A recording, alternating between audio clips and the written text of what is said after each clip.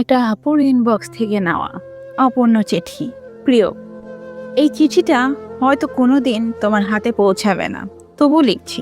কারণ কিছু কথা বুকের ভিতর আটকে থাকলে মানুষ ধীরে ধীরে নীরব হয়ে যায়। জানো, তোমাকে নিয়ে আমার কোনো অভিযোগ নেই, শুধু একটা আক্ষেপ আছে। আমরা দুজন মিলে যে গল্পটা শুরু করেছিলাম তার শেষটা আর একসাথে লেখা হলো না। অনেক কথা বলতে চেয়েছিলাম, তোমার হাসিটা আমার অনেক সবচেয়ে প্রিয় ছিল। তোমার রাগ, অভিমান, ছোট ছোট যত্ন সবকিছুতে আমার জীবনের সবচেয়ে সুন্দর স্মৃতি হয়ে থাকবে। আজও মাঝে মাঝে মনে হয়, যদি আরেকবার দেখা হতো, যদি একবার বলতে পারতাম ভালো থেকো, হয়তো তখনও এই চিঠিটা লিখতে হতো না। তোমার অনুপস্থিতিতে আমি বেঁচে আছি, কিন্তু কিছু অনুভূতি আছে যেগুলো সময় মুছে দিতে পারে না। এই চিঠির শেষ লাইনে অনেক কথা লিখতে চেয়েছিলাম, কিন্তু কিছু গল্পের মতো এই চিঠিটাও শেষটা অসম্পূর্ণ থাকাটাই হয়তো তার সৌন্দর্য।